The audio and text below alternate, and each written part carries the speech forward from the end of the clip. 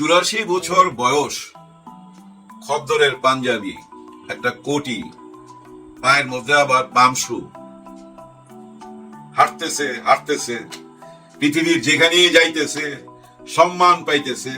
কে না চিনে, এক নামে চিনে, ডক্টর মোহাম্মদ ইউনূস স্যার। ওনাকে নিয়ে যখনই কথা বলে মোহাম্মদ ইউনূসটা লাগায়, মোহাম্মদ শব্দটা লাগায়, ওনার দেশের পরিচয়টা চলে আসে কি বাংলাদেশ। ডক্টর মোহাম্মদ ইউনূস, বাংলাদেশ। আর সেই মানুষটার 13টা বাজাইবার জন্য আমরা উইঠা বইরা লাগছিলাম গত 13-14-15 মাস, কিচ্ছু করতে পারি নাই। ঠান্ডা মাথার খেলোয়াড় তো, কে কি বললো এগুলা নিয়ে উনি মোটেও চিন্তা করে না। ওইসব ভাববার সময় কোথায় ওনার হাতে বলেন? উনি তো ম্যাক্সিমাম টাইম ব্যস্ত থাকে ওনার পরিবারকে নিয়ে। উনি একবার বলছে না যে আমার ওয়াইফ আমাকে ছাড়া কাউকে চিনে না, আমার সময় দিতে হয় সেখানে। উনি নিজে সময় দেয় সেখানে, বুঝছেন ব্যাপারটা? আর বাকি সময়টায় ঘুমায়, আর ঘুমের থেকে উঠা ওই যে দেশ নিয়ে যখন চিন্তা ভাবনা করতে থাকে তখনই যে সাবজেক্টটা সামনে আসে সেটারই মোকাবেলা করে।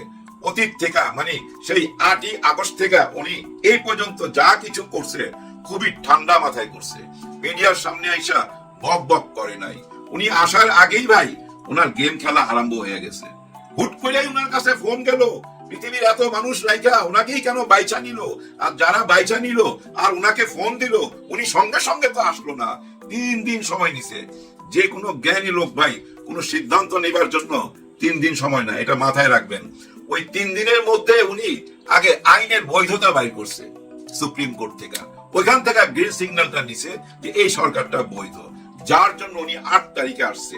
3 দিন কিন্তু বাংলাদেশের কোন সরকার ছিল না, সরকার চালাইছে কে ধরে নিতে পারেন জনাব ওয়াকার সাহেবই দায়িত্ব নিছিল। ওনার ভাষণের মাধ্যমে এটাই বোঝা গেছে যে উনি দায়িত্ব নিছে। কিন্তু তারপরে আবার এই ওয়াকার সাহেব আরেকটা ভাষণ আইসা সবাই কাছে বিতর্কিত হয়ে গেল, কারণ উনি মহামান্য মাননীয় এরকম কোনো কথা না বলেই ডক্টর ইউনূস বলে সম্বোধন করছিল। এবং ওই ভাষণেই মনে হয় উনি বলছিল কিন্তু যদি, এগুলা উনি পছন্দ করে না। But if, stop, enough is enough, এরকম অনেক কথা বলছিল। ওনার বডি ল্যাঙ্গুয়েজে সত্যি খুবই ভয় পাইছিলাম, সরকার না আবার কু হয়ে যায় এরকম ভয় পাইছিলাম ভাই। কিন্তু তারপরও কিন্তু আমরা এরকম কোন দৃশ্য দেখি নাই, কিন্তু আমাদের মন থেকে ভয় কাইটা গেছে। কিন্তু সে ভয় কিন্তু কাটে নাই অনেকের। এর মধ্যে কিন্তু আমরা ধৈর্যই নিতে পারি তারেক রহমান সাহেবের ভয় কাটে নাই। বাংলাদেশের মধ্যে অদৃশ্য একটা শত্রু আছে, মানে শক্তি, শত্রু যাই বলেন, ওনার জন্য শত্রু ওনারা আছে। এই অদৃশ্য শক্তি কারা আমরা জানি না, উনি প্রকাশ করে নাই। তবে কিছুদিন আগে উনি একটা কথা বলছিল যেটা নিয়ে অনেক আলোচনা হয়েছিল, সেটা কি জানেন? মৌলবাদীর উত্থান হয়েছে এই দেশে। আর ওই কথাটার সাথে কেমন জানি একটু মিল পাওয়া যায়, একটু মানে কি অনেক। মৌলবাদীর উত্থান হয়েছে বাংলাদেশে, ভারত থেকে বলে না, এই চ্যানেলগুলো থেকে বলে না। ওই যে ময়ূক রঞ্জন মলম বিক্রেতা, ওই তো সারাদিনই এটা চিল্লায় জঙ্গি সরকার, জঙ্গি ইউনূস। ও জঙ্গি ইউনূস তো বলে আওয়ামী লীগের শেখ হাসিনা, হ্যাঁ প্রাক্তন প্রধানমন্ত্রী, পালিয়ে যাওয়া প্রধানমন্ত্রী শেখ হাসিনা ওই একই সুরে কথা বলে, তাই না? ওই সুরটা আমাদের পছন্দ হয় নাই। মৌলবাদী, জঙ্গি, এই যে দাড়ি টুপির প্রতি এতটা বিদ্বেষ, হায় হায় বিদ্বেষ, যে বিদ্বেষটা মানায় না 90% মুসলমানের দেশে, এই বিদ্বেষটা একেবারেই ম্যাচ করে না। যাই হোক, ধর্ম নিয়ে কথা বলতে আসি নাই, ধর্ম নিয়ে তেমন কিছু বুঝিও না আমি যেটা বুঝাইতে চাচ্ছি, বাংলাদেশ একটা মুসলিম কান্ট্রি, বাস সোজা কথা। এটা আপনাকে ধৈর্য নিতে হবে। সংবিধানে লেখা আছে কিনা আমি জানি না, কারণ ওই পর্যন্ত পড়ার মতো ক্ষমতা আমার নাই, চোখে প্রবলেম। আপনাদের কাছে আমি প্রশ্ন রাখলাম, এই দেশটা ইসলামিক কান্ট্রি, মুসলমানদের দেশ, এটাই তো স্বাভাবিকভাবে জন্মের পর থেকে এইটাই তো দেখে আইতাছি। কিন্তু অন্য ধর্মের প্রতি আমাদের কোনো বিদ্বেষ আছে? একদম নাই ভাই। এ দেশে সব ধর্মের মানুষ একসাথে বসবাস করে। যাই হোক, এত পাণ্ডিত্য কথা বলার দরকার নাই। যেটা বলতেছিলাম, আমাদের এই ডক্টর মোহাম্মদ ইউনূস স্যার ঠান্ডা মাথার খেলোয়াড়, একদম পুরো ঠান্ডা মাথার। আমার মনে হয় না উনি জোরে চিৎকার করে কথা বলে বা কাউকে ধমক দিয়া কথা বলে, কারণ এই ধরনের মানুষ ভাই শুধু ভাবে, কথা খুব কম বলে। উনি ভাবনাটা শুরু করে কই থেকে জানেন? অতীত থেকে। অতীত কেমন ছিল এই দেশটা, এই দেশটা কেন স্বৈরাচারের রূপ নিল এইটা ভাবে, এবং এই দেশটাকে কোন পথে নিয়ে যাইতে হবে আলো কোন দিকে সেটা ভাবে, আর কিচ্ছু ভাবে না। এর মধ্যে কে আপন কে পর উনি চিনে না। দেখেন না আমাদের এই দেশের রাজনীতিবিদরা একে অপরকে বলে, এই যে ডক্টর মোহাম্মদ ইউনূস সরকার এদের সঙ্গে হাত মিলায় ফেলাইলো, মানে ধরে নেন বিএনপির সঙ্গে হাত মিলাইছে। আবার বিএনপি বলে জামাতের সঙ্গে হাত মিলাইছে। আবার অনেকে বলে ডক্টর মোহাম্মদ ইউনূস স্যার এনসিপির। আসলে উনি কারোই না। উনি সময়ের সাথে চলতে পারে এবং সময়কে ঠিক জবাব দিতে পারে, কঠিন জবাব দিতে পারে। তো দেখেন কত বড় একটা রাধা চক্করে পড়ে গেছিল ডক্টর মোহাম্মদ ইউনূস স্যার। ভয়াবহ একটা বিপদ না, ভয়াবহ বিপদ তো ভাই। কোনটা বিপদ জানেন? একজন মা, সে মাকে 3 বারের প্রধানমন্ত্রী, উনি হাসপাতালে জীবন মৃত্যুর সাথে লড়াই করতেছে। ওনার ছেলে লন্ডনে বনবাসে আছে, ওইখান থেকে আসতে পারতেছে না। উনি স্ট্যাটাস দিছে কি, উনি স্ট্যাটাস দিয়ে কি জানাইছে, ওনার নিরাপত্তা নাই এবং ওনার সাথে যারা আছে তারা ওনাকে আসতে দেয় না। উনি একা সিদ্ধান্ত নিতে পারে না। এটা মনে রাখেন যে উনি ওনার মাকে দেখার জন্য উনি সিদ্ধান্ত নিতে পারছে না।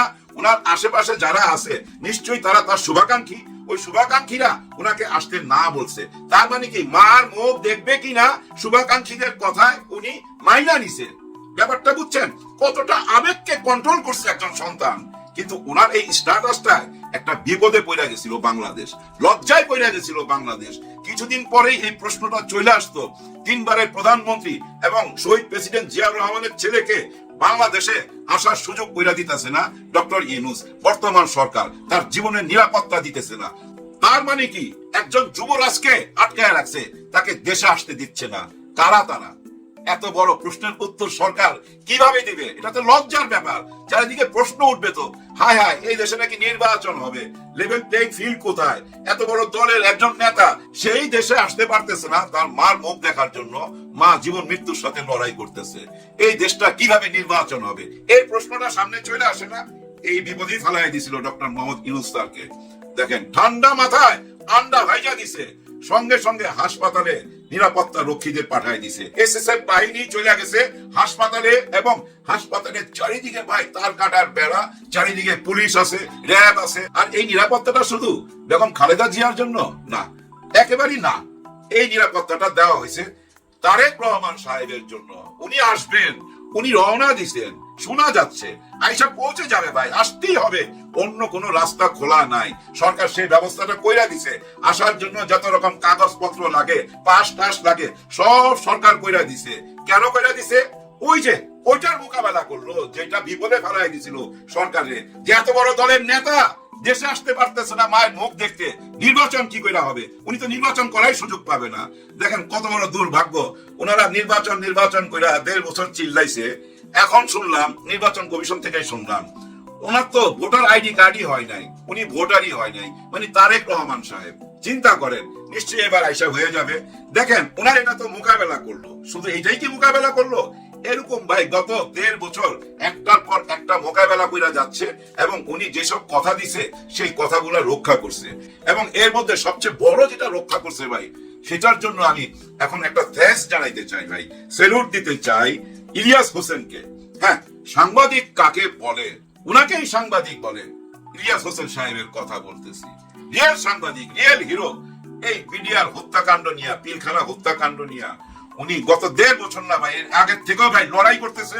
কিন্তু গত 1.5 বছর যা লড়াই করছে ভাই, একা একা, অন্যদের মুখে শুনি নাই।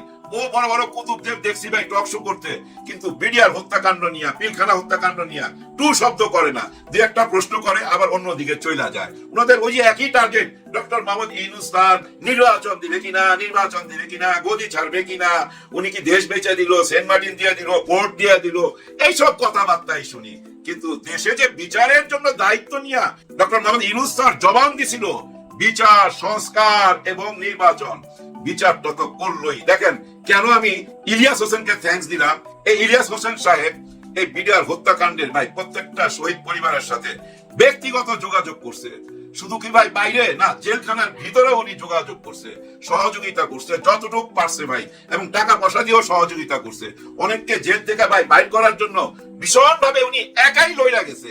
এই জন্য বললাম ভাই উনি হচ্ছে খাঁটি সাংবাদিক।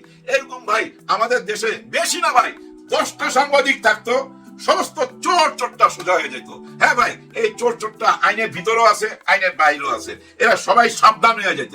যাই হোক, শেষ পর্যন্ত মিডিয়ার হত্যাকাণ্ডের এই যে জাতীয় তদন্ত কমিশনার যে রিপোর্টটা দিল ডক্টর মোহাম্মদ ইউনূস স্যারের সাথে, এটা শুধু ভাই আলোচনার জন্যই কি?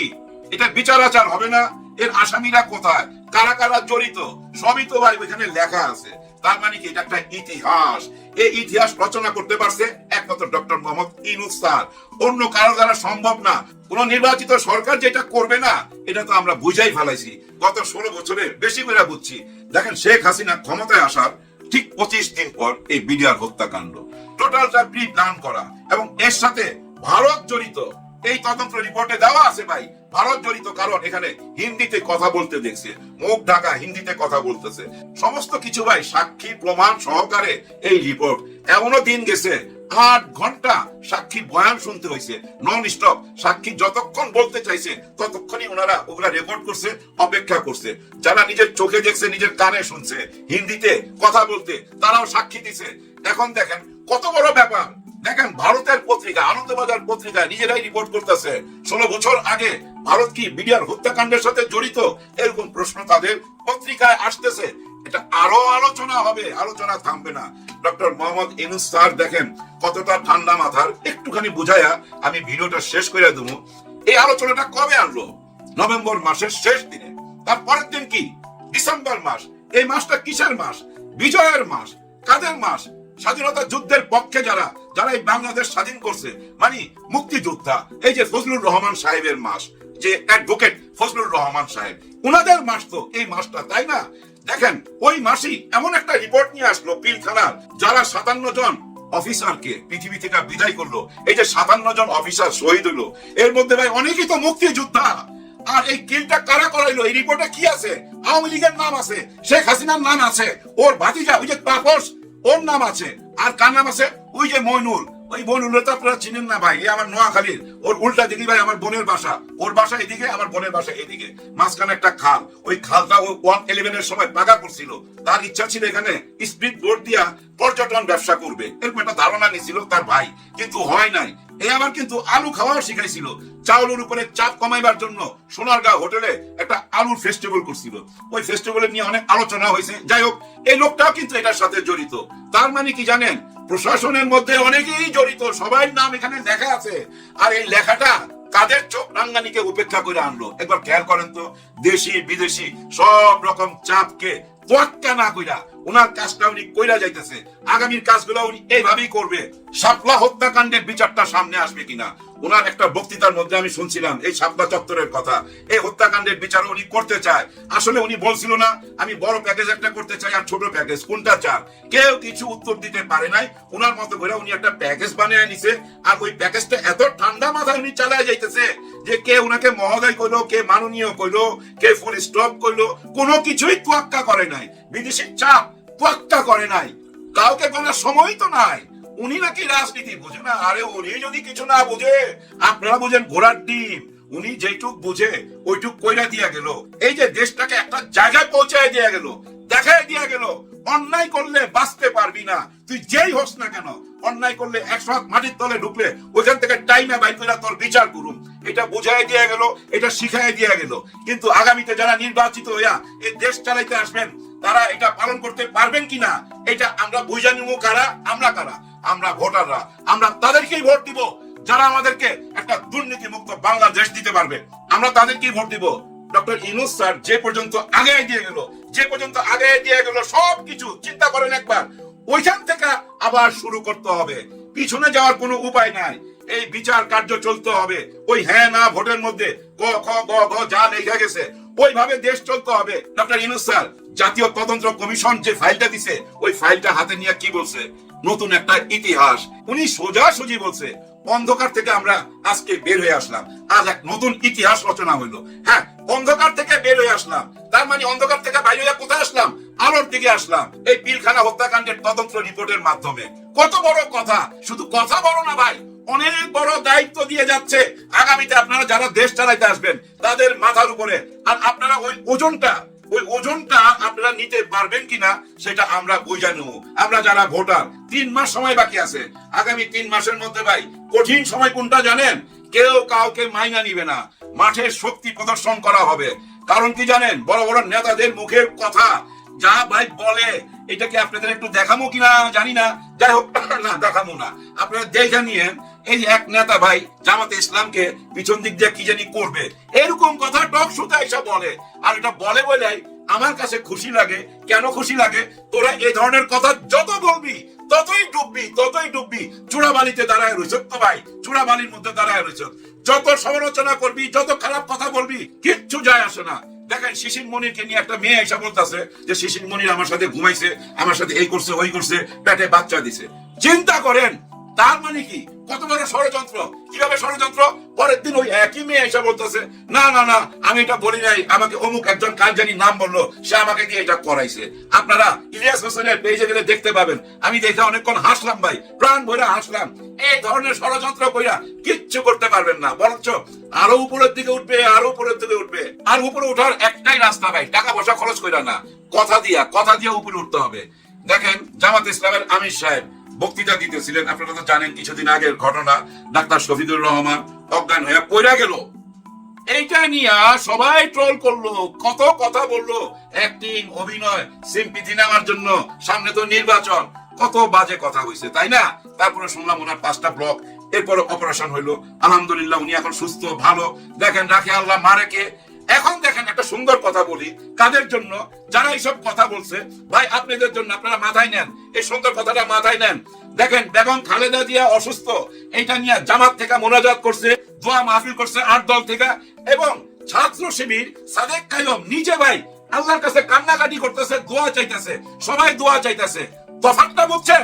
উনাদের নেতা যখন ঘুরা পয়রা যায় তখন বলেন অ্যাক্টিং, অভিনয়, হ্যাঁ। আর দেখেন আপনাদের নেতা হাসপাতালে, ওনারা দোয়া করে। তফাৎটা বুঝা নিয়েন। আর এই তফাৎটার মধ্যেই বাংলাদেশের আগামী রাজনীতি। হ্যাঁ ভাই, এই তফাৎটার মধ্যে, এই তফাৎটা যদি না বুঝতে পারেন রাজনীতি ছাইরা দেন, আর যদি তফাৎটা বুঝতে পারেন রাজনীতি করেন।